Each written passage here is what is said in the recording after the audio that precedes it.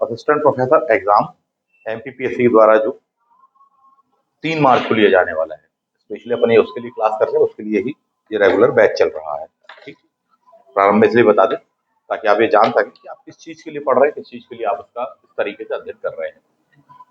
9 number पर आपको उसमें वर्ल्ड हिस्ट्री वाली एक यूनिट दी हुई है और काफी डेप्थ में सेशन दिए हैं। हालांकि पूरा ही सिलेबस काफी डेप्थ में तैयार किया गया है, बट यहाँ पर स्पेशली 9th यूनिट पर बात करें। 9th यूनिट में वर्ल्ड हिस्ट्री पर, वर्ल्ड हिस्ट्री के भी किस टॉपिक पर हम बात करने वाले हैं, अमेरिका की क्रांति।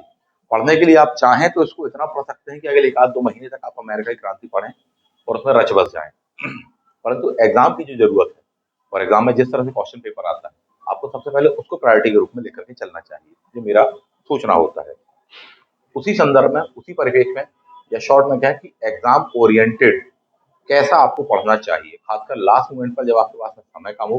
15 यूनिट्स आपको पढ़नी है, 10 आपकी हिस्ट्री ऑप्शनल्स की या ऑप्शनल सब्जेक्ट की, 5 पढ़नी है आपको साथ में एमपी जीएस वाले सेक्शन की। यहाँ पर टोटल उन 15 यूनिट में से हिस्ट्री ऑप्शनल वाली 9 नंबर की यूनिट वर्ल्ड हिस्ट्री पर हम बात करेंगे। टॉपिक का नाम क्या है, अमेरिकन रिवॉल्यूशन, अमेरिका की क्रांति जिसको अपन बोलते हैं, उसको पढ़ेंगे। उससे संबंधित जितने भी महत्वपूर्ण तथ्य होंगे उनको आपको जानना पड़ेगा। क्या था पूरा पूरा मामला, अमेरिका में ब्रिटेन का उपनिवेश था, या अमेरिका ब्रिटेन का उपनिवेश था।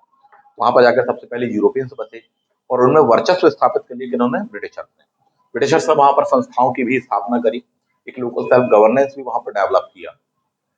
सारगर्भित बात यह है कि उपनिवेश बनाने के पश्चात में उनसे एक बहुत बड़ी गलती हो गई। वो गलती क्या थी, पहली गलती थी उपनिवेश में लोकल सेल्फ गवर्नेंस, उनको खुद को प्रशासन करना सिखा दिया। वहां से ही आए थे, यूरोप से ही आए थे, पॉइंट 1। पॉइंट नंबर 2, उनको भागीदारी दी। ठीक, पूरा पूरा एक जो इंस्टीट्यूशनल स्ट्रक्चर होना चाहिए वो डेवलप कर दिया। तो ये उनसे पहली गलती वहां पर हो जाती है। ये गलती क्यों कह रहे हैं, इस संदर्भ में आप ध्यान रखना कि भारत में ये गलती नहीं दोहराएंगे। अमेरिकन रिवॉल्यूशन 1776 की घटना कहलाती है, लंबे समय तक चलने वाली है। भारत में इसी समय उपनिवेश स्थापित करेंगे अंग्रेज, प्लासी के युद्ध, बख्तर के युद्ध आप पढ़ते हैं। भारत में फिर वो गलतियां नहीं दोहराएंगे जो गलतियां कहाँ हो गई हैं, अमेरिका में हो चुकी है। इसलिए मैंने वो क्या कहा, गलतियां। कभी को इंटरव्यू बोर्ड्स में आपसे पूछे, इन बातों को ध्यान रखना। यही वजह कि जब भारत में संस्थाओं की स्थापना की तो शुरुआत में भारतीयों को शामिल नहीं किया गया, और किया भी गया तो बिल्कुल गिने चुने इस तरीके से, ताकि भारत की जो स्वतंत्रता उसको लंबे समय तक टाला जा सके, अंग्रेजों का गुलाम बनाए रखा जा सके। ठीक है, क्यों, क्योंकि वो एक बात बहुत अच्छे से जानते थे कि जैसे जैसे वहां पर राजनीतिक चेतना आ जाएगी, बौद्धिक विकास हो जाएगा, उद्योगों का विकास हो जाएगा, आर्थिक विकास हो जाएगा, सामाजिक चेतना होगी, जागरण की जो भी तत्व है वहां पहुंचने लग जाएंगे, तो फिर अलग हो जाएंगे। वो सीधी बात है, पर वो आपकी गुलामी नहीं स्वीकार करेंगे। ठीक है, जैसे शिक्षा को लेकर होता है, अभी शिक्षा शेरनी का दूध कहलाता है, जैसे उसको पी लिया उतना ही दहाड़ेगा और उतना ही खदेड़ेगा बाकी लोगों को। बिल्कुल ऐसे उपनिवेश के मामले के यदि वहां की जनता जागरूक हो जाएगी, अवेयर हो जाएगी, मजबूत होने लग जाएगी, सशक्त होने लगेगी, तो आपके साथ में नहीं जुड़ेंगे, वो आपका विरोध करेंगे। यही चीज अमेरिकावासी जो कि मूलतः ब्रिटेन के, यूरोप की कंट्री से ही बिलोंग करते थे, अपने मूल देश का ही उन्होंने विरोध किया। ये मूल देश कहने का आशय यही है कि कोटेशन नंबर 1 आप सबसे पहले देखेंगे, उपनिवेश उन फलों के समान है जो वृक्षों पर तभी तक लगे रहेंगे जब तक वे पक नहीं जाते। फ्रेंच विद्वान, अर्थशास्त्री, एक बहुत ही फेमस व्यक्ति, उसका नाम है क्या, तुर्गो, उसके द्वारा कहा गया कथन है कि उपनिवेश उस फल के समान है जो अपने मूल वृक्ष से तब तक जुड़े रहते हैं जब तक वे पक नहीं जाते। जिस तरह से फल पकते हैं, पकने के बाद में उनकी ग्रेविटी, उनकी ताकत, उनका वजन बढ़ता चला जाएगा, वो अलग हो जाएंगे अपने मूल वृक्ष से, जबकि उत्पन्न उसी से हुए। उसी प्रकार से उपनिवेश होते हैं। यदि उपनिवेशों में भी सामाजिक, आर्थिक, राजनीतिक, बौद्धिक चेतना आएगी तो वो अपने मूल वृक्ष से अलग हो जाएंगे, जिसका सबसे महत्वपूर्ण बिंदु कहलाता है। और यही सब जगह हुआ, अमेरिका में भी यही होगा, इंडियन इंडिपेंडेंस में भी आप यही देखते हैं, बाकी जगह उपनिवेशवाद की समाप्ति में भी आप इसी चीज को पॉइंट आउट करते हैं। इसलिए क्वोटेशन आपसे सबसे ज्यादा बार पूछा गया है, इसमें क्वेश्चन यही होगा, यह कथन किसका है, किसका है, तुर्गो का है। बिल्कुल दिमाग में फिट कर लो, आपके पास में अनुमति ही नहीं है, अलाउ ही नहीं है आपकी भूल जाए, नो चांस, आना ही है। उन्हीं चीजों को यहां पर दिया गया है। ट्रेवेलियन का एक बहुत ही फेमस कोटेशन आता है कि ग्रेनविले ने अमेरिका को खो दिया। क्यों, क्योंकि वहां से आने वाली डाक को इतना पढ़ना शुरू कर दिया।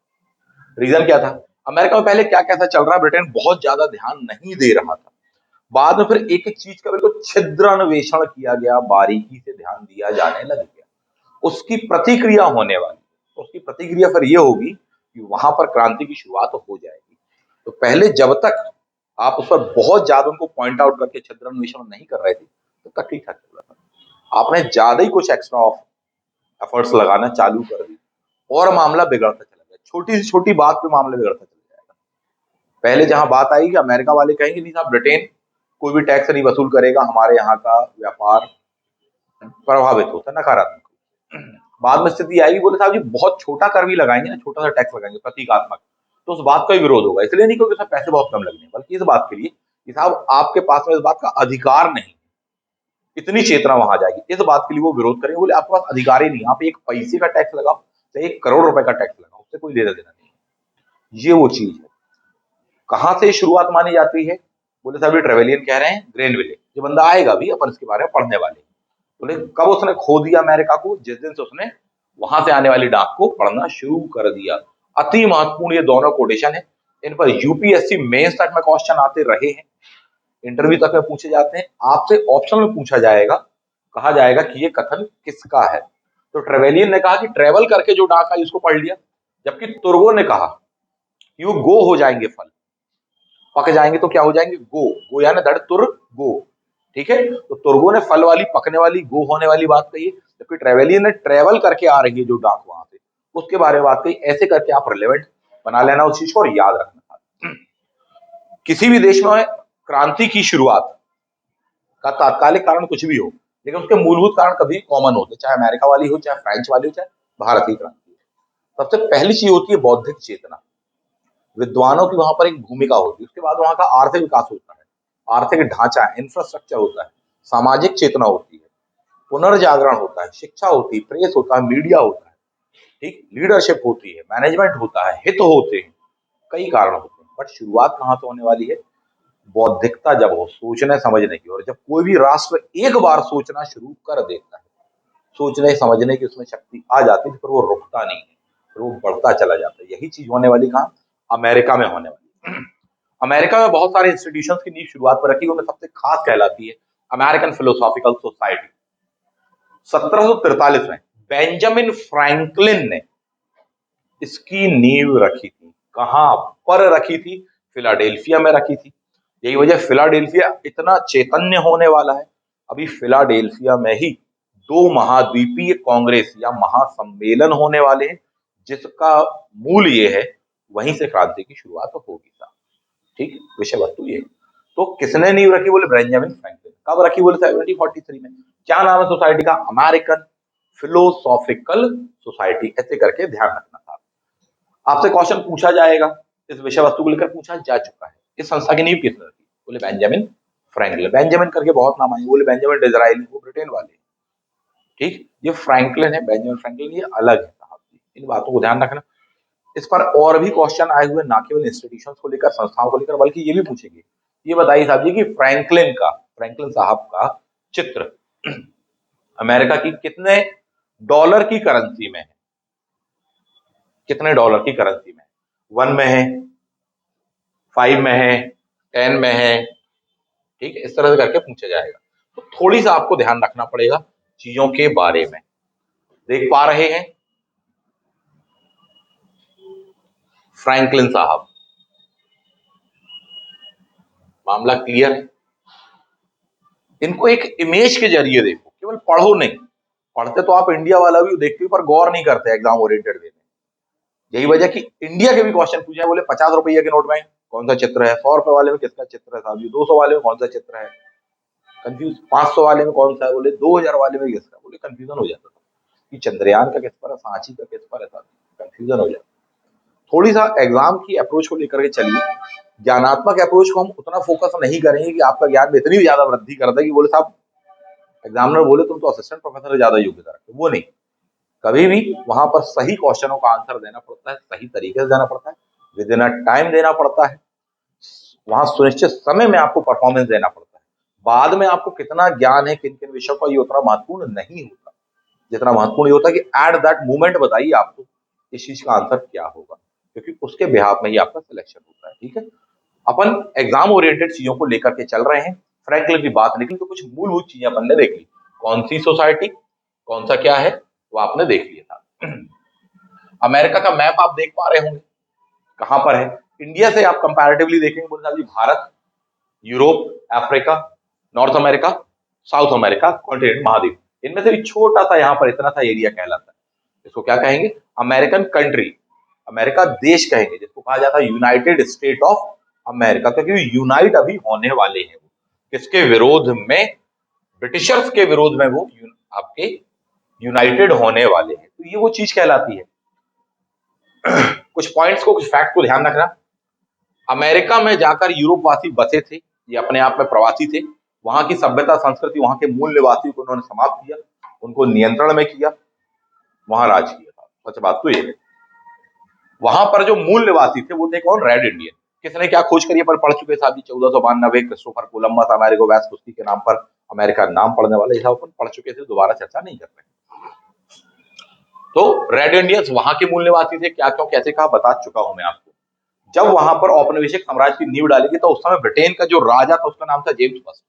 जबकि अभी जब होगा विद्रोह यहाँ पर 4 जुलाई 1776, जिसकी डेट मानी जाती है, क्यों? क्योंकि इसी दिन डिक्लेरेशन ऑफ इंडिपेंडेंस, अमेरिकी स्वतंत्रता का घोषणा पत्र स्वीकारा जाएगा 4 जुलाई 1776 को।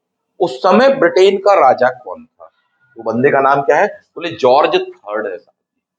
ये बंदा जेम्स फर्स्ट है, ये जॉर्ज है। फॉरनर नेम्स हैं, कंफ्यूजन हो जाता है। थोड़ी सा फैक्ट वाइज जाए, बहुत शॉर्ट में नोट्स बना करके दिया, बिल्कुल सार गर्भित। 10 किताबों को इकट्ठा करके एक जगह ला करके एग्जाम ओरिएंटेड पर दिया है, मात्र 2 पेज का नोट चाहिए। नहीं तो अमेरिकन रेवोल्यूशन पढ़ने बैठे, बोले सर 100 पेज तो केवल अमेरिकन रेवोल्यूशन पर पढ़ डालिए। 50 इस किताब के, 20 इस किताब के, 25 उस किताब के, 10 उस किताब के, 5 उस नोट्स के। पागल होने की स्थिति होती है। ये असफलता की ओर ले जाते, इस बात को ध्यान रखना। सफलता, सारगर्भित। आप खुद बताइएगा ये नोट्स कैसा है। जिसने इसका पीडीएफ प्राप्त किया और पढ़ा है उसको बताइएगा। जो भी बौद्धिक रूप से सशक्त होगा, हमेशा से वो प्रशंसा करता है, बोले सर ये है। और जो जितना कम जानता है वो क्या है, फालतू, फर्जी, बेकार है। ठीक है। तो हीरे की परख किसको होती है आप जानते हैं। जेम्स फर्स्ट है जब उपनिवेश की स्थापना हुई ब्रिटेन में। जॉर्ज थर्ड है जब वहां पर डिक्लेरेशन ऑफ इंडिपेंडेंस जैसी चीजें होने वाली था। 4 जुलाई 1776 को माना जाता है यहां से शुरुआत। हालांकि देखिए, शुरुआत तो ऐसा कि 1775 की लड़ाई से होने लग गई थी।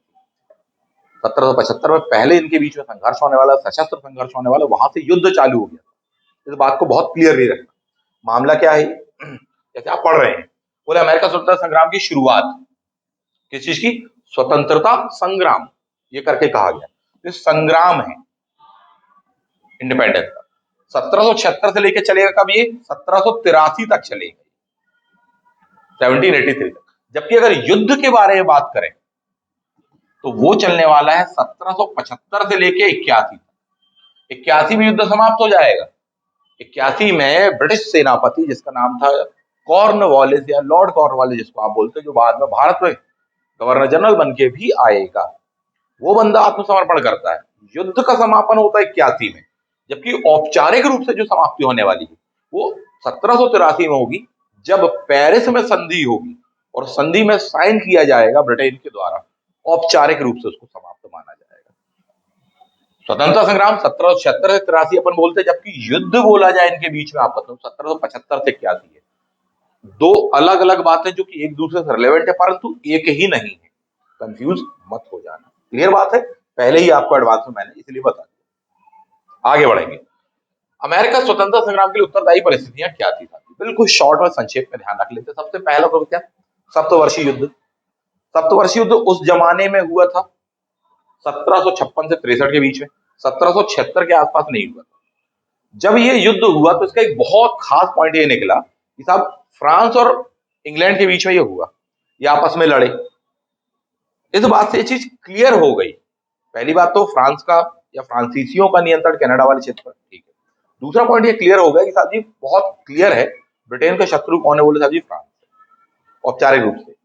जब भी संघर्ष होगा तो अमेरिका का शत्रु ब्रिटेन और ब्रिटेन का शत्रु फ्रांस, तो फ्रांस अमेरिका का मित्र के रूप में काम करेगा। या दूसरा पॉइंट ये भी कह सकते हैं कि फ्रांसीसियों से फ्री होगा कि ऐसा ना हो इनको खदेड़े तो ये भी अटैक करते हैं, दो तरफा आक्रमण ना हो जाए, इससे ये फ्री हो पाएंगे। ये चीज होने वाली है।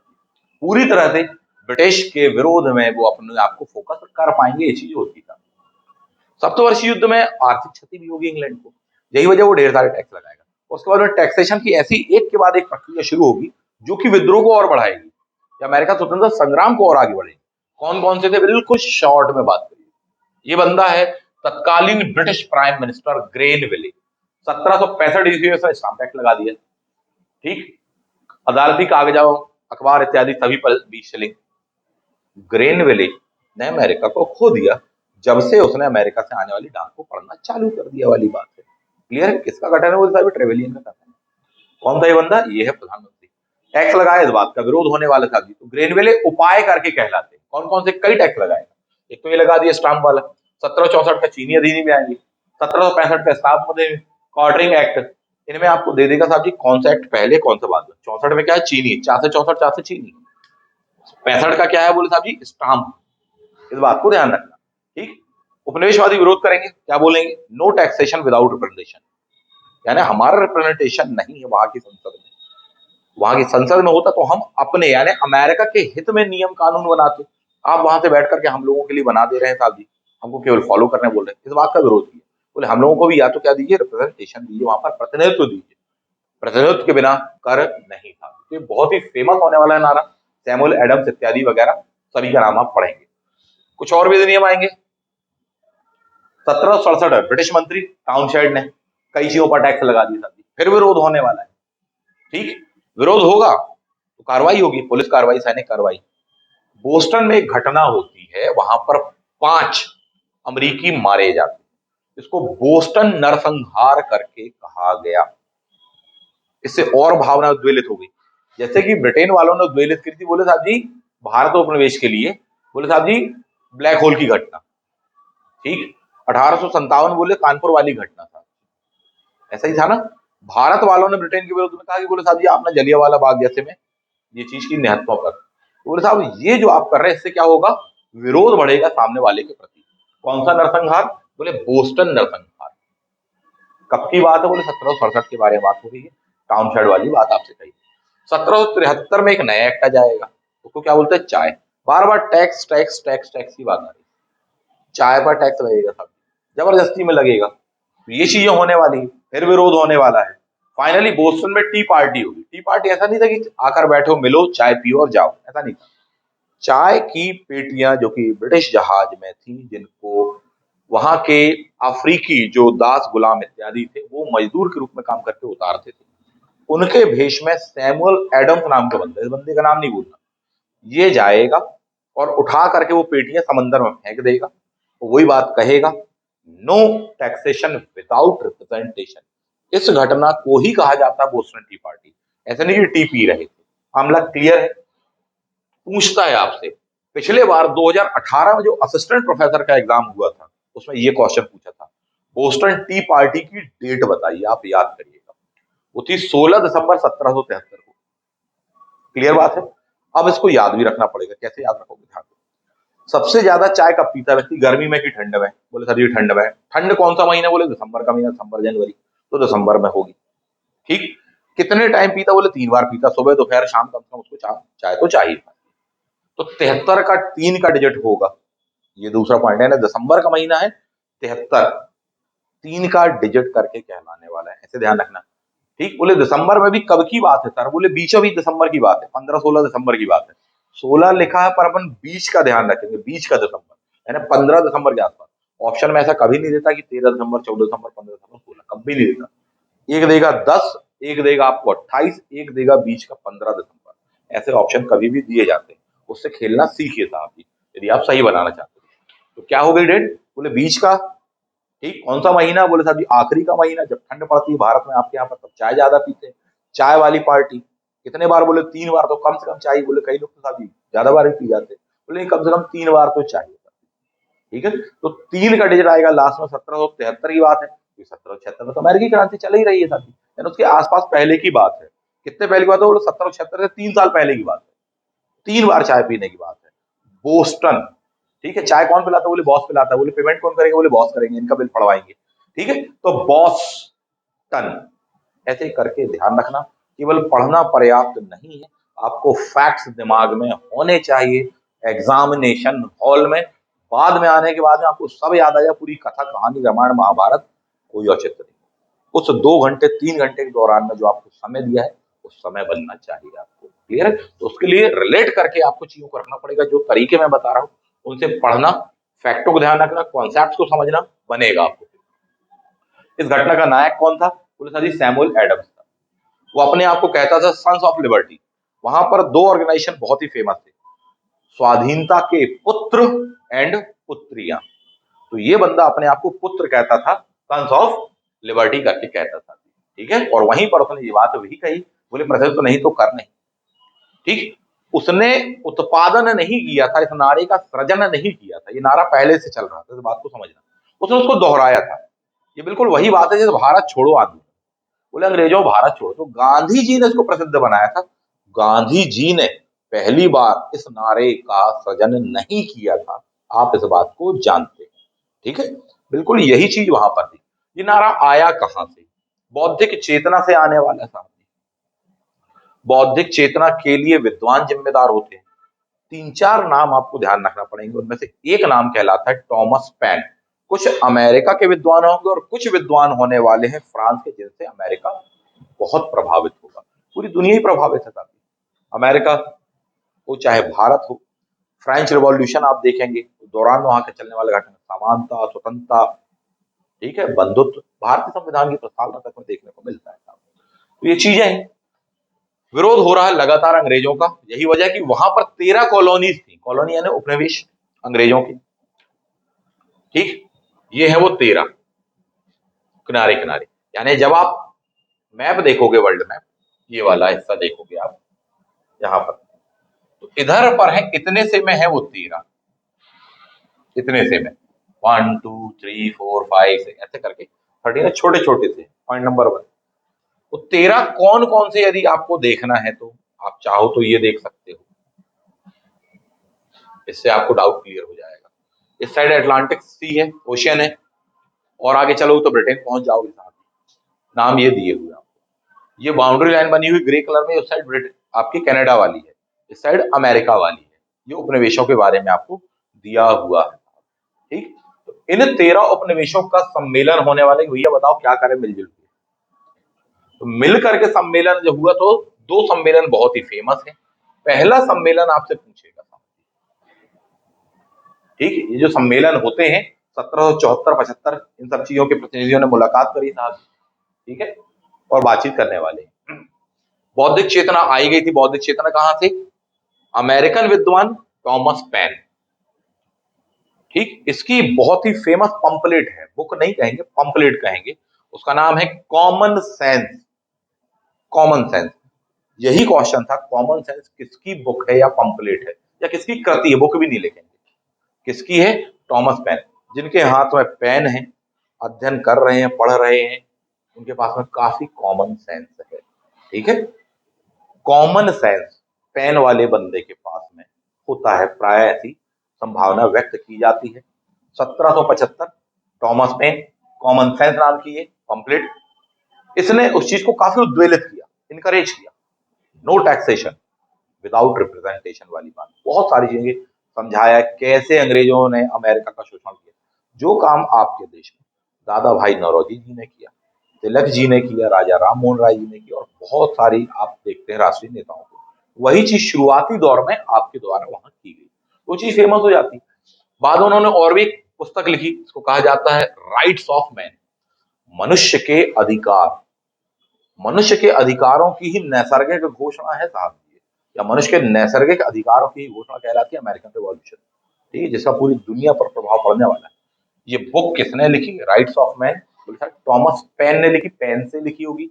राइट लिखी, ठीक, राइट यानी लिखना होता है, तो ऐसे करके ध्यान रखना, राइट यानी अधिकार भी होता है। सम्मेलन होने वाले हैं, दोनों के दोनों सम्मेलन कहां होंगे? फिलाडेल्फिया में होंगे। ठीक, वहां पर बात ही होगी, बोले साहब जी ब्रिटेन के पास में कोई अधिकार नहीं है अमेरिकन पर टैक्स लगा करके इस तरह से करने का। सच बात तो ये कि इनके आर्थिक हितों का ये मामला था, जो कि राष्ट्रीय हित और स्वाधीनता संग्राम में बदल जाएगा। इस बात को समझो, इसलिए कहा गया है फल उन उपनिवेशों के समान है जो पेड़ पर तब तक रहेंगे जब तक वे पक नहीं जाते। अब वो पकने लगे थे, आर्थिक हित उनका कुठाराघात हो रहा था, उस पर चोट कर रहा था ब्रिटेन। अब वो मूल वृक्ष से अलग होने वाले हैं। दूसरा सम्मेलन फाइनली होगा। उस सम्मेलन में फाइनली तैयारी ये होगी, बोले साहब हम स्वतंत्रता की घोषणा करेंगे और 13 के 13 राज्य लड़ेंगे ब्रिटेन से, या तो मर जाएंगे या तो अलग देश बनाएंगे। ठीक है? कोई पता नहीं था उस समय क्या होने वाला भविष्य में। वहां पर जाकर के एक ऑन दी पेपर तैयार हुआ डॉक्यूमेंट, जिसमें ये बात तय हुई कि भैया ब्रिटेन को हराने के पश्चात यहां पर क्या होगा, राजशाही होगी, किसका शासन होगा, क्या कैसा। साहब डेमोक्रेसी अपनाएंगे, भले ही एलिट क्लास में ही अपनाइए, पर अपनाएंगे। 13 के 13 उपनिवेशों को समानता संबंधी पूरे अधिकार मिलेंगे, राइट्स रहेंगे उनके। कल को कोई इन 13 में से कोई बॉस ना बन जाए, तानाशाह ना बन जाए, ये सारी बात तो हुई। सभी मनुष्यों को मूलभूत अधिकार दिए जाएंगे, नैसर्गिक मौलिक अधिकार जिसको अपन बोल रहे हैं। इन सब चीजों को क्लियर करके पूरा का पूरा एक संविधान का खाका तैयार किया गया, जो बाद में संविधान बनने वाला है। किसने तैयार किया? Thomas Jefferson. नाम ध्यान रखना, किसने? थॉमस जेफरसन ने तैयार किया। सबने इस पर सहमति व्यक्त करी साहब जी, जितने भी प्रतिनिधि थे उन्होंने वहां पर हस्ताक्षर किए साहब। तो ये बहुत ही फेमस सम्मेलन करके कहलाता है। थोड़ी सा ध्यान रखना, इसको बड़े अच्छे से देख लो। हिस्टोरिकल इमेज कहलाती है। जानबूझकर मैंने आपको ब्लैक एंड व्हाइट दिए ताकि प्रिंट निकालो तो सही आए। कलर्ड भी मैं दे सकता था, जिसमें सुंदर सुंदर ब्यूटीफुल चित्र आपको देखे जाते, परंतु जानबूझकर मैंने आपको ये ब्लैक एंड व्हाइट वाला दिया है, ताकि जब आप हार्ड कॉपी भी पढ़ोगे तो क्लियरली देख पाओगे। ठीक, हस्ताक्षर हो रहे हैं। कितने उपनिवेश? 13। वैसे साइन कितने लोगों के हुए थे ये भी पूछा जा सकता है आपसे। 13 उपनिवेशों के कितने लोगों ने उस मूलभूत संविधान के उस मूलभूत दस्तावेज पर साइन किए हैं? कोई बताना चाहेगा आप?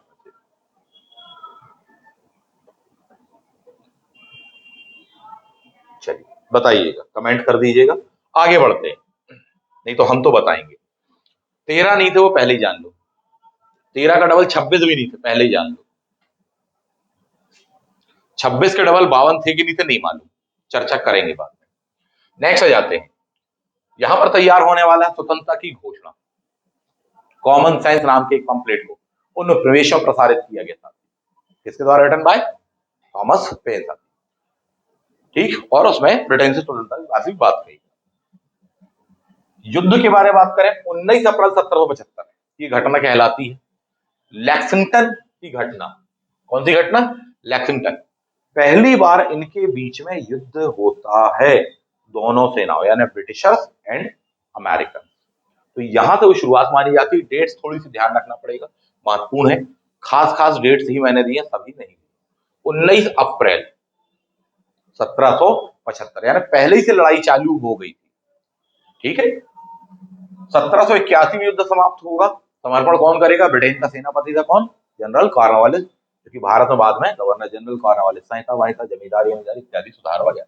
ठीक है, 1783 में जो पेरिस की संधि होगी, इसमें औपचारिक स्वीकृति इसको मिल जाएगी और 13 उपनिवेशों को मान्यता मिलेगी। हाँ साहब जी, स्वतंत्र हैं अब ये। तो ये होता है साहब जी। पूरे अमेरिका स्वतंत्रता संग्राम में कुछ लोग बहुत ही महत्वपूर्ण रहे साहब जी। उनमें से सबसे खास नेतृत्व करता जॉर्ज वॉशिंगटन। ये आदमी का व्यक्तित्व इतना बड़ा है कि दशक क्लास लग जाएगी सिर्फ जॉर्ज वॉशिंगटन के बारे में पढ़ाने। इतने महान व्यक्तित्व का है ये आदमी। कम शिक्षित, उसके बावजूद राष्ट्रभक्ति, लीडरशिप जो भाव इसमें था, काबिले तारीफ पर्सन था, इसमें कोई दो मत नहीं है ना। शॉर्ट में लेकिन बात करेंगे, स्वतंत्रता संग्राम नायक कौन से? सेनापति बोले साहब जी जॉर्ज वॉशिंगटन। बाद में अमेरिका के फर्स्ट प्रेसिडेंट बनने वाले हैं साहब जी। इनकी प्रसिद्धि इतनी ज्यादा थी, इनको राजा बनाने के लिए तैयार थे लोग, पर इसने राजा बनने से इनकार कर दिया। बोले नहीं साहब हम तो बन जाएंगे, और फिर हमारे बाद में इस देश को यदि योग्य चाहिए तो बेहतर पद्धति होगी डेमोक्रेटिक, आप अपने बीच में से चुने। इतना बड़ा त्याग हर किसी में नहीं होता। यहाँ तो सीट मिलती नहीं है, गद्दी मिलती नहीं है, उस कुर्सी के लिए पूरी पूरी देह मोह कुर्सी डेमोक्रेसी कर डालते हैं साहब जी, और उसको तानाशाही बदल डालते हैं, है ना। बहुत बड़ा त्याग किया था साहब जी ने। अमेरिका को शुरुआत में फ्रेंच सपोर्ट नहीं करेंगे, स्वाभाविक सी बात थी, ऐसा ना हो। कि फ्रेंच सपोर्ट करें अमेरिकन को, कल को अमेरिकन और ब्रिटिशर्स एक ही हो जाएं और बोले साहब जी फिर मुसीबत आ जाए फ्रांसीसी की, उनके भी संबंध हो रहे, बाकी चीजें खराब हो जाए। तो शुरुआत में सपोर्ट नहीं करेंगे, लेकिन बाद में करते हैं। फ्रांस अपनी सेनाएं, संसाधन इत्यादि वगैरह सब भेजे और विधिवत डॉक्यूमेंट पर साइन होगी कि हाँ हम आपको हेल्प करेंगे, यानी संधि होगी सीधी बात। और भेजा जाता किसको? जनरल लाफायते को। फ्रेंच सेना का जनरल था ये बंदा, इसको वहां भेजा जाता है, तो ये युद्ध में पार्टिसिपेट करेगा और ब्रिटेन को खदेड़ने में मदद करेगा। ठीक। आम जनता की भी जबरदस्त भूमिका थी, कई ऑर्गेनाइजेशन बने जिनमें से बताया पुत्र पुत्री वाली बात आपसे, इनको ध्यान रखना। फाइनली अमेरिका को जीत हासिल होने वाली है, ब्रिटेन हारेगा, पेरिस की संधि से तय होगा। यहां से अमेरिका, जिसे कहा जाता है आधुनिक गणतंत्र, रिपब्लिक। पहली बात, रिपब्लिक का मतलब ये होता है कि उस देश का शासन प्रमुख वंशानुगत ना हो, ऐसे देश को रिपब्लिक कहा जाता है, यानी जनता के द्वारा निर्वाचित हो। यहाँ पर जो राष्ट्रपति व्यवस्था अपनाएगी, वहां पर जनता के द्वारा उनका फर्स्ट पर्सन, जो शीर्ष नेतृत्व का व्यक्ति है, पूरी पूरी कार्यपालिका का प्रमुख है, जनता चुन रही है, वंशानुगत नहीं है, इसलिए क्या है? गणतंत्र। पहला आधुनिक गणतंत्र करके कहलाता है। भारत में प्राचीन काल में गणतंत्र है, यूनान में गणतंत्र है, बहुत सारी बातें हैं। आधुनिक कहा जाए कौन सा है? बोले साहब अमेरिका। धर्मनिरपेक्षता यहीं से अपन देखते हैं, आधुनिक संदर्भ में हमको देखने के लिए मिलेगी। पहली बार पूरे वर्ल्ड का लिखित संविधान आधुनिक संदर्भ में हमको अमेरिका में देखने को मिलता है कि हर बात वहां पर उन्होंने लिख करके क्लियर करने का प्रयास किया। हालांकि सारी बातें नहीं आ सकती थी, बहुत छोटा सा संविधान है, परंतु कम से कम शब्दों में उन्होंने लिखा हुआ है। लिखित संविधान की अवधारणा पहली बार अमेरिका में कब आएगी? इसी क्रांति के पश्चात में आएगी। संविधान बनना चालू हो जाएगा 1783 से, बन करके रेडी होगा 1789 में, 1789 में ही लागू होगा। ठीक, 1776 से 83 के बीच में नहीं। कब? 1789। उसकी जो मूलभूत प्रस्तावना, प्रियम्बल, जो भी आप कह लें, मर्म कह लें, वह कहलाता डिक्लेरेशन ऑफ इंडिपेंडेंस। वो साइन जरूर हो गया था 4 जुलाई 1776, लेकिन मूलभूत जो संविधान विधिवत जो बन करके आएगा, वो कब लागू होगा? 1789 में लागू होने वाला है। गणतंत्र को अपनाएंगे, समानता को अपनाएंगे, मौलिक अधिकारों को अपनाएंगे, मॉन्टेस्क्यू का जो शक्ति पृथक्करण का सिद्धांत है उसको अपनाया जाएगा कि कार्यपालिका, विधायिका, न्यायपालिका, ये तीनों शक्तियां अलग अलग होने वाली, सब बातों को अपनाया जाएगा। महिलाओं तक को अधिकार दिए जाएंगे, संपत्ति संबंधी अधिकार मिलेंगे। बड़ी बात थी उस जमाने, बहुत बड़ी बात है। हालांकि इसकी भरपूर आलोचना भी अपन कर सकते हैं, जैसे समानता की बात कर रहे हैं, तो ऊपरी तौर पर समानता थी, गोरे लोगों को दी गई, काले वाले लोगों को नहीं दी गई, यानी दास आस प्रथा सब चलती रही, सब उनको अधिकार नहीं दिए गए, उनकी महिलाओं को अधिकार नहीं दिए, समाज के वंचितों को अधिकार नहीं दिए। इसलिए मैंने पहले ही कह दिया, एलीट तंत्र, कुलीन तंत्र कहना चाहिए शुरुआती दौर में, परंतु धीमे धीमे आगे बढ़ता चला गया किसकी ओर? साहब, ये वास्तविक लोकतंत्र की दिशा में चलता चला गया। ठीक, तो आपको उतना डिस्क्राइब अभी करना नहीं, क्योंकि मुख्य परीक्षा में लिखना नहीं है, परंतु जितनी बातें मैं बता रहा हूं आप समझ गए ना, अब तो आईएएस मेंस का आंसर लिखाओगे। सच बात तो ये है। तो मनुष्य के अधिकारों, समानता और सारी चीजों की बात यहाँ पर होने वाली संविधान में लिखित है। पहला, ब्रिटेन तक में इस जमाने में लिखित नहीं, आज तक नहीं है, वहां तो परंपराओं के आधार पर शासन होता था। लिखित संविधान वर्ल्ड फर्स्ट अमेरिका। संविधान के बारे में कुछ पॉइंट देख लीजिए। 17 सितंबर 1787 संवैधानिक कन्वेंशन फिलाडेल्फिया में होने वाले था, पेंसिल्वेनिया राज्यवादी करके कहलाता था। ठीक है। फाइनली 4 मार्च 1789 को प्रभावी हुई। ये डेट आपको याद रखनी पड़ेगी। कौन सी? ये बात, एक 4 मार्च वाली बात ध्यान रखनी पड़ेगी, दूसरा 4 जुलाई, अति महत्वपूर्ण डेट है, तीसरा बोस्टन टी पार्टी वाली बात, वो डेट थोड़ी सी ध्यान रखनी पड़ेगी। बाकी के ईयर से ध्यान रखना पड़ेगा। डेट्स का मतलब है एग्जैक्टली कौन सी डेट, मंथ, ईयर, जबकि ईयर का मतलब है केवल ईयर। समझिए इस बात। कुछ ऑप्शंस में या कुछ क्वेश्चंस में केवल वो ईयर पूछते हैं आपसे, जबकि कुछ क्वेश्चन में जानबूझकर घुमाने के लिए उसकी एग्जैक्टली डेट पूछते हैं। कहां पर डेट ध्यान रखनी है, किन किन चीजों की, कहां पर ईयर से ध्यान रखें, पहले ही से क्लियर रखो। 3 से 4 डेट से ही ध्यान रखनी है आपको, क्योंकि 3 ही कहें। एक तो आप ध्यान रखना 4 मार्च 1789, दूसरी ध्यान रखना आपको 4 जुलाई वाली बात करके कहा गया था। ठीक है, 1776 वाली। आगे बढ़ते हैं। नेक्स्ट, छोटा सा संविधान है इनका। अब तक कुल 27 इसमें संशोधन हुए हैं साहब, जानना आपके लिए जरूरी है। ठीक, जो प्रारंभिक 10 संशोधन थे जो कि बाद में स्वीकार किए जाएंगे, उनके एक खास नाम है। क्या नाम है? बिल ऑफ राइट्स के नाम से जाना जाता है। इसको दिमाग में चढ़ा लो। अमेरिका में संविधान में प्रारंभ में जो 10 संशोधन हुए उनको क्या कहा गया? Bill of right. कहां की बात हो रही है? अमेरिका। जब आप अभी ब्रिटेन की रिवॉल्यूशन पढ़ोगे, वहां की संसदीय क्रांति पढ़ोगे, रक्तहीन क्रांति पढ़ोगे, श्वेत क्रांति पढ़ोगे, जब आप तो वहां पर भी यही वर्ड आएगा, बिल ऑफ राइट्स। 1215 से लेकर के 1689 तक का आप टाइम पढ़ोगे ब्रिटेन में बिल ऑफ राइट्स की। इस बात को समझ, इसका मतलब है कि व्यक्ति के मौलिक अधिकारों को वहां स्वीकारा गया। 1215 पहला मैग्ना कार्टा, जबकि पूरी पूरी ब्रिटेन में संसदीय क्रांति हो जाएगी 1688 में। उसके अगले वर्ष में, नेक्स्ट वर्ष यानी 1689 में, वहां पर क्या अपनाया जाएगा? Bill of right. वो किस संदर्भ में बात हो रही है? वो ब्रिटिशर्स के संदर्भ में बात हो रही है। अभी आप क्या पढ़ रहे हो? अभी आप अमेरिकन रिवॉल्यूशन पढ़ रहे हो। बात क्लियर है? इनके प्रारंभ के 10 संशोधनों को क्या कहा गया? Bill of right. मामला क्लियर होगा आपको, पढ़ेंगे ब्रिटेन वाली तो उस समय क्लियर कर देंगे। कुछ फेमस कोटेशन दिए हैं चार्ल्स बियर्ड के मतानुसार। बोले साहब जी पहला मुद्रित दस्तावेज है साहब, ठीक है, ऐसा करके बोला। किसने कहा? बोले साहब जी बियर्ड ने। कम महत्वपूर्ण कोटेशन है, संभावना कम है आने की। अमेरिका का स्वतंत्रता संग्राम तो 1776 वाली बात पड़ी, लेकिन अमेरिका परिपूर्ण नहीं हुआ। 1776 वाले में डिक्लेरेशन ऑफ इंडिपेंडेंस में एक बहुत ही खास चीज थी। बाद में जो संविधान भी बना उसमें भी एक बहुत खास चीज थी, जो कि बहुत बड़ी त्रुटि थी, कमी थी, गलती थी, खामी थी। क्या थी वो? इन 13 उपनिवेशों में समझौता हुआ था कि अपन मिलकर लड़ेंगे ब्रिटेन के खिलाफ। ठीक, बोले कल को भैया अपने बीच में कोई समस्या हो जाए और अपन 13 अलग होना चाहे तो? बोले तो अलग हो जाएंगे सब। बोले जब ऐसा संगठन जिसमें सभी को अधिकार हो, भैया जब तक साथ में चल रहे हैं तो साथ में, नहीं तो बाद में अलग अलग। उसको क्या कहा जाता है संविधान की भाषा में? उसको कहा जाता है फेडरेशन। क्या कहा जाता है इंग्लिश में? फेडरेशन। यानी जब राज्यों के पास में अधिकार हो, 13 के 13 या जितने भी हों उनके पास में, कि हाँ कल को नहीं बन रही अपने बीच में, अपन अलग अलग हो सकते हैं। ठीक, ये पॉइंट था उसमें। 1865 में या 60 से 65 के बीच में, 1860 में ये स्थिति आती जब अमेरिका में दास प्रथा को समाप्त किया जाता है। इंडस्ट्रियल रिवॉल्यूशन आ रही है। एक साइड उत्तर के राज्य इंडस्ट्रीज को फोकस कर रहे हैं, दक्षिण के 13 राज्य एग्रीकल्चर को फोकस कर रहे हैं। दोनों में हितों का संघर्ष चालू हो जाएगा।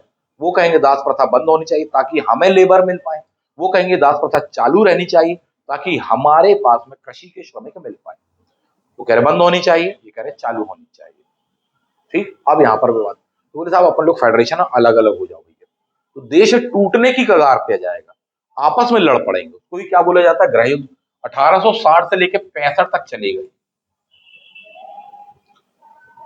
ठीक, और इसमें कंक्लूजन ये निकलेगा, एक संशोधन होगा बाद में संविधान में, तो बोले भैया हम ऐसा फेडरेशन है जो कि 13 उपनिवेशों से मिलकर तो बना था, समझौते पर आधारित था, लेकिन जो पहले अनुमति दी थी कि अलग अलग हो सकते हैं, अब कोई अलग नहीं हो सकता। अब तो पड़ गए फेरे, अब तो अगले 7 जन्म बेटा तुम्हें लेके चलना पड़ेगा। यानी कि टेक्निकल तौर पर जो विशेषताएं एक यूनियन की होती है, India that is Bharat, that is a union of a state, union की जो विशेषता होती है वो विशेषताएं लागू कर दी गई किसमें? फेडरेशन में, कॉन्स्टिट्यूशनल अमेंडमेंट। मामला क्लियर अपन को? गृह युद्ध वजह क्या? बोले दास प्रथा। ठीक, शुरुआत कहां से मानी जाती है? बोले कैरोलिना करके राज्य है, साउथ कैरोलिना। कब से? बोले अप्रैल फूल। बोले 12 अप्रैल 1861। मामला पहले ही से आने लगा था। ठीक, कब तक चलेगा? बोले साहब जी 65, 60 से 65 आपने मोटे तौर पर देखा ही हुआ है। कौन था इस समय राष्ट्रपति? सबसे फेमस राष्ट्रपतियों में से एक अब्राहम लिंकन था।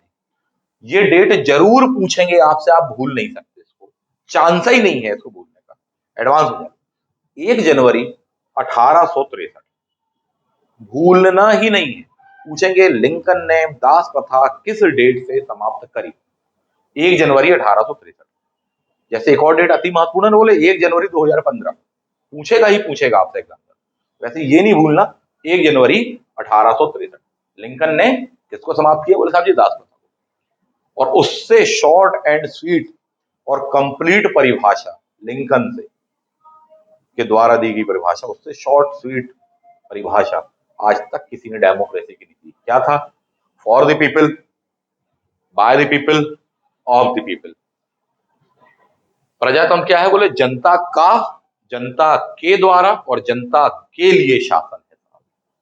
इससे संक्षिप्त में इतनी परिपूर्ण परिभाषा पूरे विश्व के इतिहास में आज दिनांक तक किसी व्यक्ति के द्वारा नहीं दी गई है डेमोक्रेसी की।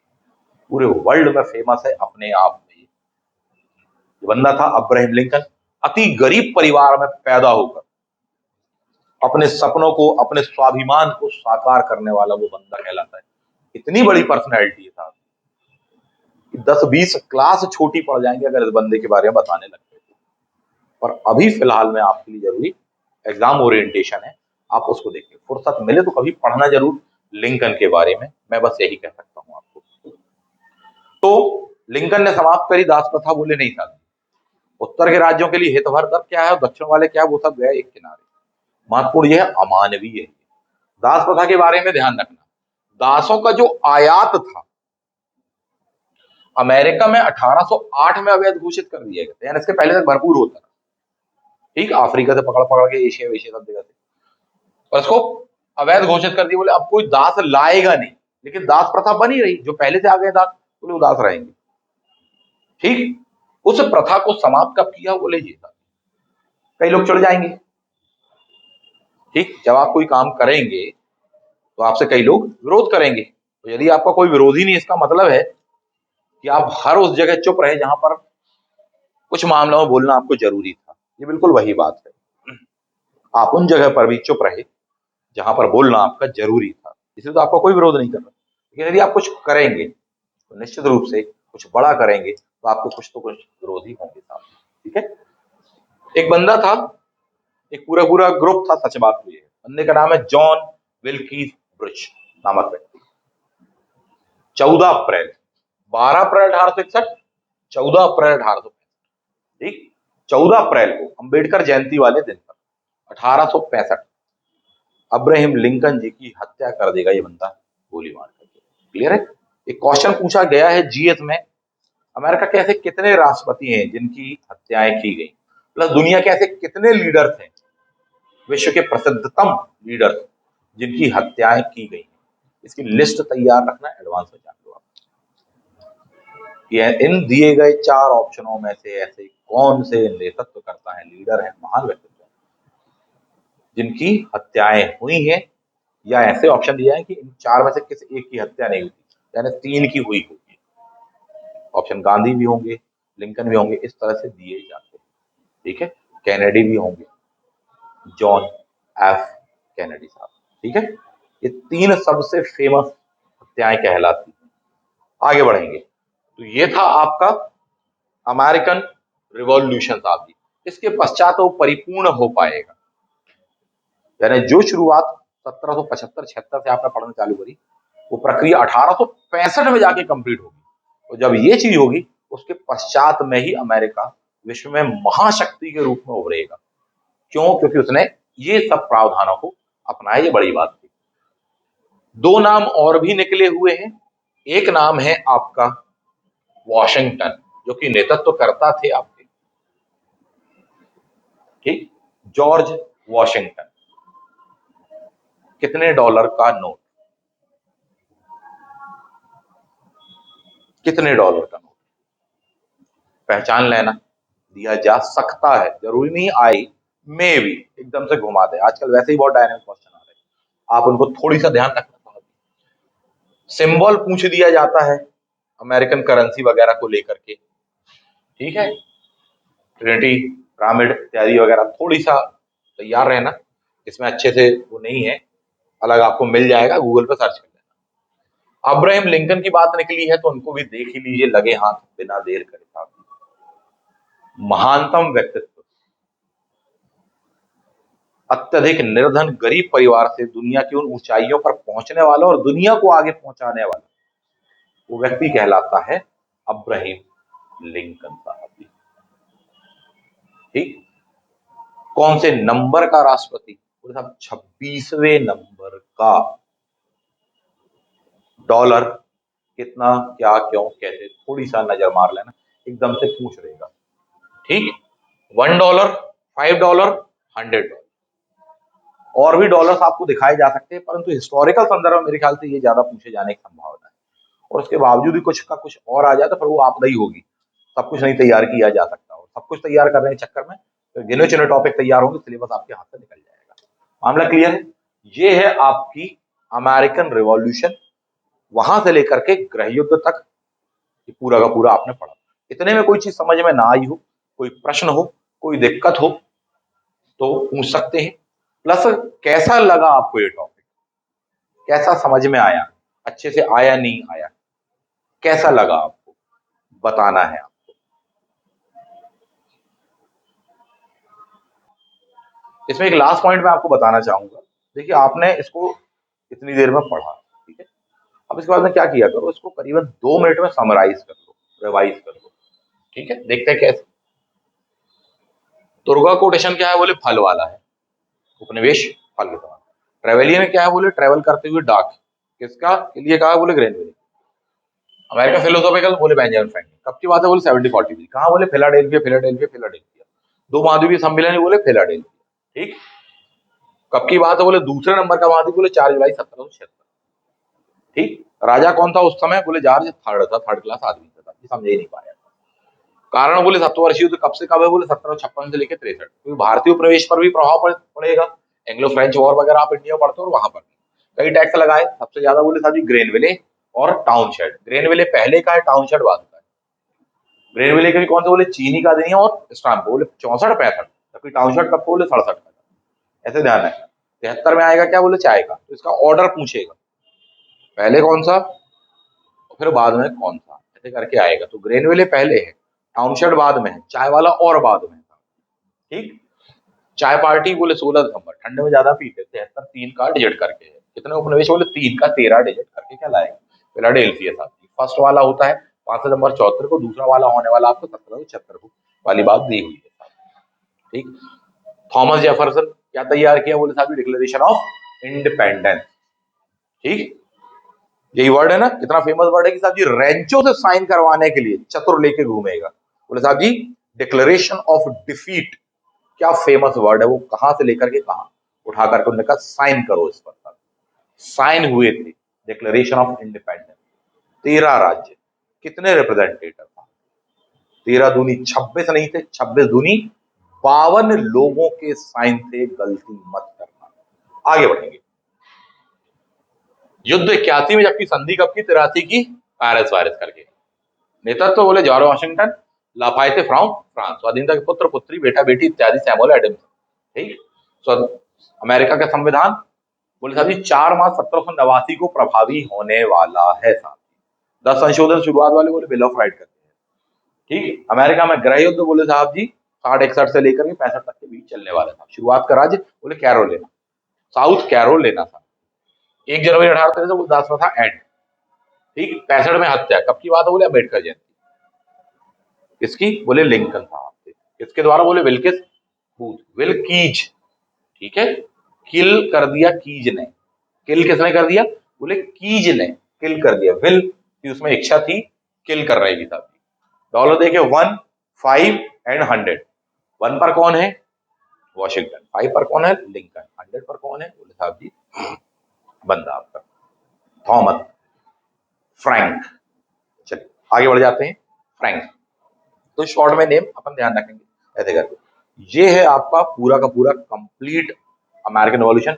इसके बाद में आपको जो भी टेक्स्ट बुक्स वगैरह लगती है आप उसको पढ़ लीजिए, अध्ययन कर लीजिए, और मान के चलो लगभग इतना दायरा वो रहेगा। ये वो पॉइंट्स है जो आपको बिल्कुल नहीं भूलने। इसके अलावा आपको और 50 बातें ध्यान रखनी है, याद रख सकते हो। ठीक है, देख लेना अपने हिसाब से, पूछा भी जा सकता है उन पर क्वेश्चन। जैसे बोले साहब वैली फोर्ज, वैली फोर्ज क्या है, बोले सर ये वो निर्णायक लड़ाई है जिसमें हराया गया था अमेरिकन द्वारा ब्रिटिशर को। संभावनाएं कम है पूछे जाने की, पर सब कुछ आ सकता था ब्रह्मांड में, जो कुछ भी एग्जाम में कुछ भी आ सकता है। पढ़ लेना, मना नहीं कर रहे, इसलिए बताए, बोले नहीं सर आपने तो इतनी चीजें बता दी हैं तो अब क्या इसके अलावा कुछ भी पढ़ने की जरूरत नहीं, जरूरत है, पर सबसे पहले हमने जो नोट्स दिया है उसका एक एक पॉइंट यहाँ फिट होना चाहिए, और हर टॉपिक पर जो आपको दे रहे हैं, देते जा रहे हैं, वो होने चाहिए। एनी डाउट बन जाएगा?